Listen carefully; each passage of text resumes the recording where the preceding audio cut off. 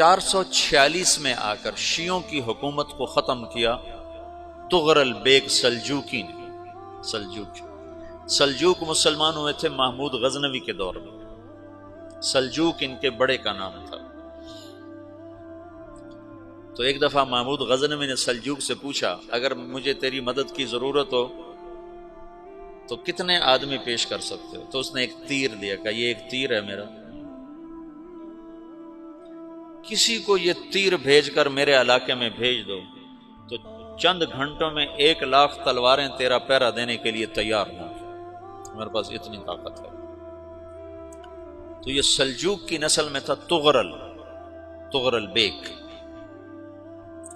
اللہ تعالیٰ نے جب عرب زوال کا شکار ہو گئے اور ضعف کا شکار ہو گئے، جیسے بڑھاپے کا کوئی علاج نہیں، جب قوموں پہ زوال آتا ہے تو اس کا بھی کوئی علاج نہیں، پھر اور قوم کو جگہ ملتی ہے۔ جیسے بڑھاپا ایک فرد پہ آتا ہے، ایسے بڑھاپا قوم پہ آتا ہے۔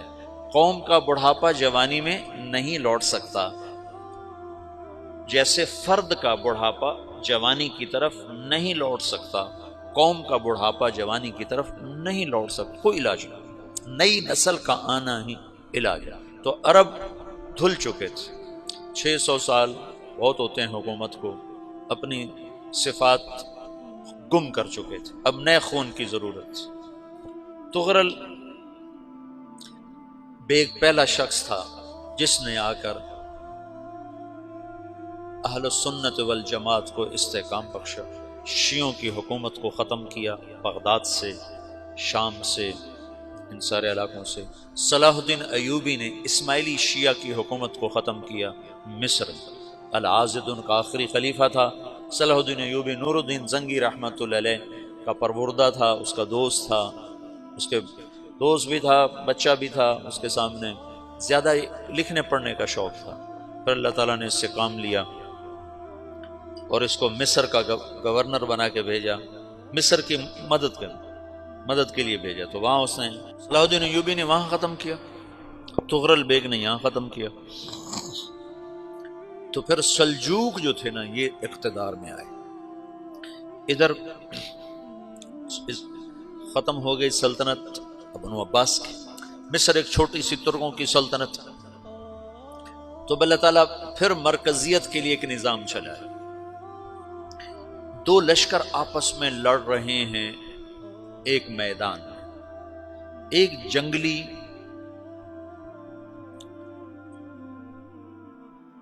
بدوؤں کا قافلہ، جنگل کے لوگ اپنے قبیلے کو لے کر، ایک جنگلی قبیلہ اپنے سردار کے ساتھ نقل مکانی کر رہا ہے ایک جگہ سے دوسری جگہ۔ اللہ کا نظام کہ یہ لوگ چلتے چلتے چلتے اس وادی میں پہنچ گئے جہاں جنگ ہو رہی ہے، دو لشکر آپس میں لڑ رہے ہیں۔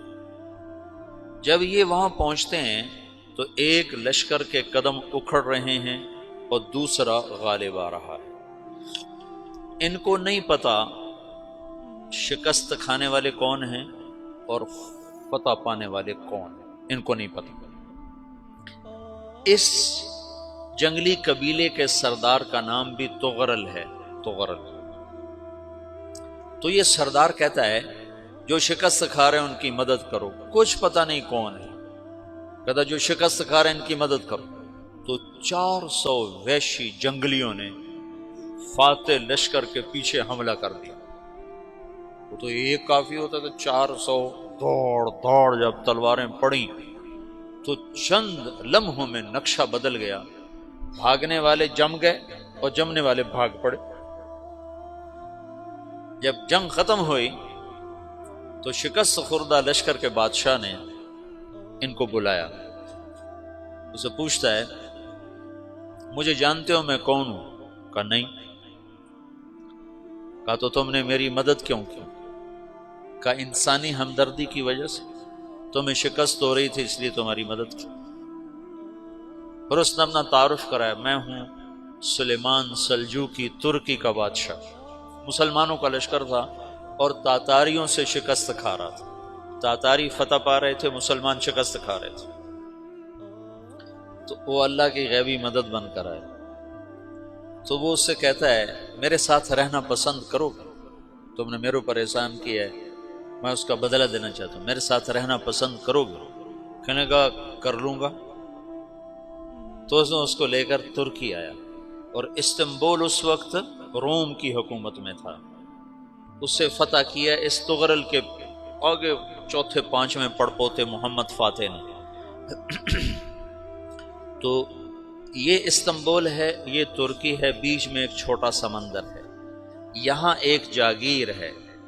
تو سلطان سلیمان کہتا ہے یہ جاگیر تجھے وقف ہے، ادھر سے رومی مجھے تنگ کرتے ہیں حملے کر کر کے، تو میرا دفاع کرتے رہنا، یہ جاگیر تیری۔ اس جاگیر پہ اس نے اپنے قافلے کو آباد کر دیا، اپنے قبیلے کو، اور ایک چھوٹی سی حکومت بنا لی، جو ایک صوبہ سمجھو سلمان سلجوقی کا، وہ ایک چھوٹا سا صوبہ ہے۔ وہاں جب یہ رہ پڑا تو پھر یہ ایک شیخ کے بیت ہوتا ہے، وہاں شیخ طریقت ہے، ان کے یہ بیت ہونے جاتا ہے، وہ اس کو رات اپنے پاس ٹھہراتا ہے، تو ایک کمرے میں ان کو ان کا خادم ٹھہراتا ہے۔ یہ جب کمرے میں جاتا ہے تو سامنے دیوار میں طاقچے پر قرآن پڑا ہوا ہے، تو یہ تغرل بیگ کہتا ہے یہ کیا ہے، یہ کیا ہے؟ تو وہ خادم کہتا ہے یہ کتاب اللہ ہے، قرآن ہے۔ اچھا، وہ اس کو وہاں چھوڑ کے باہر چلا جاتا ہے۔ وہ دیہاتی آدمی، جنگل کا رہنے والا، پہلی دفعہ زندگی میں قرآن دیکھا، وہ کہتا ہے یہ قرآن ہے، اللہ کی کتاب ہے، میں اللہ کی کتاب کے سامنے سو جاؤں، کتنی بے ادبی ہے۔ تو اس نے ایسے قرآن اٹھایا اور سر پہ رکھ لیا اور کھڑا ہو گیا، ساری رات قرآن سر پہ رکھ کے کھڑا رہا۔ رات کے پچھلے پہر اس کو خواب آیا،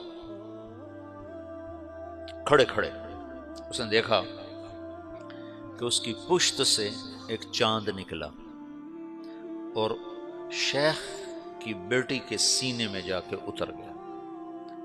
پھر اس لڑکی کے سینے سے ایک درخت نکلا جو پھیلتے پھیلتے پھیلتے 3 بر اعظم پہ چھا گیا، افریقہ پر، یورپ پر، ایشیا پر۔